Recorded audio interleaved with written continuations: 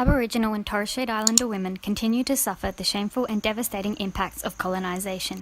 From residential schools, missions, child welfare seizures and imprisonment, Indigenous women and girls are vastly overrepresented in state-controlled institutions. Although only comprising 2% of the total adult population, Indigenous Australians represent a staggering 23 to 42% of our prison populations. Overrepresented across every age group, incarceration rates peak between ages 25 to 39. This is also the age group most likely to have dependent children. It is estimated that at least 80% of the Indigenous women in prison are mothers to dependent children. And every year, 1 in 5 children will have at least one parent in prison. While the reasons for the overrepresentation of Indigenous women are complex, the factors that contribute to this are owned both by historical abuse as well as current social and economic disadvantage. There are reported high rates of ongoing domestic violence, child abuse and sexual abuse of women and girls within some communities. The offending profile for Indigenous women is different to that of non-Indigenous. Incarcerated Indigenous women's most serious and prevalent offences include acts intended to cause injury, followed by unlawful entry. For non-Indigenous, the most prevalent offences include those related to drugs and fraud. The high rates of Indigenous women incarceration for acts intended to cause injury have been attributed to several factors, including high rates of substance abuse, high exposure to family violence, and the over-policing of Indigenous communities and populations. Aboriginal and Torres Strait Islander women are also more likely to return to prison, indicating that once incarcerated, the correctional system is failing to meet the needs of Indigenous women and failing to provide the support required to prevent further incarceration. As a result, 67% of all Indigenous women in prison have been incarcerated previously. Unfortunately, a large number of Australia's Aboriginal people live in low socio-economic areas and have high rates of unemployment. Many live in poverty. A big part of the overrepresentation of Indigenous women can be linked to the racist systems to which Australia privileges whiteness. Punishment is not just the act of somebody imposing a fine, it also represents an expression of power, something that we have always done to Indigenous people.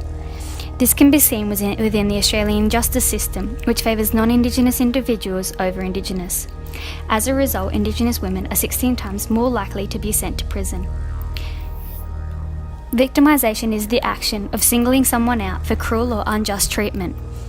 Prevalent victimisation has a plethora of effects, including a prevention of empowerment and self-determination. A shift toward the use of crime and punishment as a tool of social control, known as governing through crime, has led to the rise of a risk agenda, which concentrates on the risk of crime occurring, not just of actual crime. As a result, punishment is increasingly directed towards those on the periphery, and no group lies more at the periphery than Indigenous Australians. For Aboriginal and Torres Strait Islander women in prison, there are various international, federal and state legislation which address their rights. Examples of international legislation which address Aboriginal and Torres Strait Islander women in the prison system are the United Nations Declaration on the Rights of Indigenous Peoples, the Convention on the Elimination of All Forms of Discrimination Against Women, and the UN Standard Minimal Rules for the Treatment of Prisoners. Some strengths of international legislation are that there is a large body of international human rights laws that outline standards and practices in the prisons, aimed at protecting prisoners' human rights.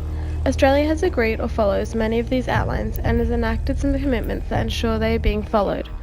Alternatively, weaknesses of the legislation include its lack of enforceability, as it only provides a guideline and is not legally binding unless Australia incorporates it into domestic law, and that it does not consider how countries can fund the implementation of these laws. Federal law pertaining to Aboriginal and Torres Strait Islander women in prison includes the Sex Discrimination Act 1984, the Racial Discrimination Act 1975, and the Human Rights and Equal Opportunity Act 1986. Indigenous women prisoners come under these laws as it prohibits discrimination on the basis of sex and race. However, none of these laws specifically refer to Indigenous women prisoners and their rights, and are not culturally specific. Each state and territory has different legislation which impact Indigenous women in prison. Mandatory sentencing establishes an exact penalty for each category of offence individually. Western Australia and the Northern Territory both have mandatory sentencing laws, whereas New South Wales and Queensland have mandatory sentencing only in some circumstances. Mandatory sentencing can work short-term in preventing crimes. However, There are multiple weaknesses. It does not consider a person's lived experience, as it takes away the discretion of magistrates to recourse individuals to non-custodial programs and sentences they deem are without risk to society. It does not take a preventative approach in identifying and addressing reasons why crimes occur. Mandatory sentencing is also a large factor in increasing incarceration rates for Aboriginal and Torres Strait Islander women. This is because it is a system that leads to disproportionate outcomes. This includes imprisonment for stealing a bottle of water, a can of beer, a packet of biscuits, or pencils. There are a variety of laws and policies which influence the increase in the number of Indigenous women in prison, as well as the conditions they face while they are incarcerated. The entrenched disadvantage is compounded through the escalating impacts that minor offences have when combined with racial stereotypes, assumptions, and discrimination by police. An example is the death of Miss Dhu, an Aboriginal woman who died within 3 days of being incarcerated for unpaid fines due to inhumane police treatment. Paperless arrest laws are another instance of the entrenched disadvantage of Indigenous persons. These laws were put in place to free police from paperwork and can be triggered by offences including swearing, drinking in public, making too much noise, or having an untidy front yard. Previously, these infractions merited only small on-the-spot fines. Of the 2,000 people who have been detained via paperless arrests, almost 80% are Aboriginal. Despite the various international, federal and state legislation put in place to address the disadvantages which Aboriginal and Torres Strait Islander women in prison face, there is limited evidence that these laws are adequately addressing the issues. The death of Yamatji woman Ms Dhu could have been prevented, according to WA coroner Ros Fogliani, who delivered her findings on the death in custody to a packed court in Perth today. Ms Dhu died 2 days after being locked up at South Headland Police Station for the non-payment of fines. Today, the coroner said the police acted unprofessionally and inhumanely, and her death could have been prevented if she had been given antibiotics. The coroner also recommended the release of the CCTV footage covering the period leading up to her final hours. It shows a very ill Ms Dhu being dragged and then pulled by the wrist before being dropped, hitting her head hard on a bench in the police cell. Ms Dhu's lawyer and family were not satisfied by the report, despite the fact the coroner recommended that no one should be jailed in the future for the non-payment of fines. In order to implement services for women in prison, it is essential to understand their needs. Female offenders have been described as a high-needs group, often coming from backgrounds of multiple disadvantage. Some of these problems can include low social and economic status, low education, few employment skills, inadequate housing, substance abuse, and insufficient incomes. Women in prison also tend to have poor physical and mental health, have children, or are pregnant. Sisters Inside is a Queensland-based organisation that provides numerous services to women both in prison and after release. Some of the Sisters Inside services include Building on Women's Strengths program, working with women before they are released from prison, providing intensive support to women and their children to overcome the trauma of prison. Kids and Mums camps also focus on the effect of parent-child separation whilst in prison. As a post-release program, these camps aim to unify mothers and children when released. The Health Support Worker program is a personalised program in which women are able to identify their needs and assistance is provided to access the required services. Some of these can include health services such as medical, dental and mental health, drug and alcohol treatment and social wellbeing such as housing, income, cultural and education support. Work Pathways program helps women return to school, undertake further training and obtain employment in the hopes of breaking the cycle of criminal activity. The Victorian Department of Corrections provides 3 main programs for prisoners spanning the pre-release and post-release periods. There are 7 different areas identified by the Corrections Victoria Reintegration Program that are essential for successful reintegration. These include housing, employment, education and training, independent living skills, mental health, alcohol and drugs, and family and community connectedness. Regroup is a general pre-release service provided to all prisoners 18 months prior to release or upon entry for those with shorter sentences. The aim of Regroup is to identify the needs of prisoners and refer them to these specific services. Relink is a targeted pre-release program run by the Victorian Association for the Care and Settlement of Offenders, which becomes available to eligible offenders 12 months prior to release. This program in particular targets women, Aboriginal and Torres Strait Islander prisoners and those serving longer sentences. There are 2 components to the Relink service, the group program that works with groups of prisoners to reach positive behaviour changes influenced by peers, and the practice of positive skills. The individual program builds on any significant transitional needs identified in the group program to produce an individualised transition case plan.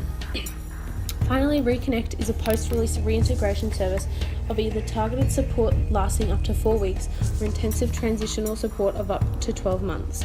The service is offered to offenders of serious violence or sex offenders, Aboriginal and Torres Strait Islander prisoners, women prisoners, and those with high transitional needs. Reconnect is delivered by a number of services, including Australian Community Support Organisation, Victorian Association for the Care and Resettlement of Offenders, and the Victorian Aboriginal Legal Service. Rules Inside is a Women's Community Health Network Western Australia service offering pre- and post-release support for women in the prison system. Some of the ways they support women are through transition accommodation, the Re-Entry Link program, life skills groups, Morichi Yora's yarning group, housing support program, and grief, loss and trauma counselling, all free of charge. A referral to the service can be made by another service, by the woman herself while in prison, or up to 3 months post-release. Overall, there are limited services existing or known about for women, and especially Aboriginal and Torres Strait Islander women in the prison system. What services do exist, however, do seem to try and address the identified needs of women leaving prison and what has caused them to be there, such as low education, few employment skills, inadequate housing, substance abuse, and mental health issues. Moving forward in addressing the presenting issues in relation to the high levels of incarceration of Aboriginal and Torres Strait Islander women in prison, several recommendations have been proposed. The first recommendation seeks to address the culturally biased laws currently in practice in Australia, which impact on Aboriginal and Torres Strait Islander women in contact with the justice system. This could be achieved by reducing the punishment level for small punishable crimes and having culturally informed practice through consulting Indigenous elders on culturally relevant punishments for illegal behaviour. Such consultations may also assist in developing punishments which are more sensitive to the implications of corrective services for Indigenous families and communities. The second recommendation is that legislation should be more focused towards identifying and implementing preventative measures for Aboriginal and Torres Strait Islander women. This includes a justice reinvestment, where funds are redistributed from government prison systems to local communities where there is a high concentration of offenders. By redirecting the focus of corrective services in Australia from prisons to local communities, the high rates of Aboriginal and Torres Strait Islander reoffending may be reduced. The third recommendation calls for the provision of more services for women while in prison, and more support for longer periods of time upon release. This suggests that more targeted programs need to be formed to accommodate for the unique requirements of Aboriginal and Torres Strait Islander women. Risk factors relating to the high levels of unemployment, poverty, and domestic violence underscore the need for improved services and programs in Aboriginal and Torres Strait Islander communities. The final recommendation stresses that one of the most powerful ways to reduce Aboriginal and Torres Strait Islander prison rates is by empowering communities to help themselves. This standpoint emphasises that if blanket government policies continue to stand in the way of Indigenous peoples' empowerment, leadership and healing in Australia, then incarceration rates will continue to escalate. As such, the role of community consultation and culturally appropriate legislation and services is vital to the reduction of incarceration rates in the Indigenous population in Australia.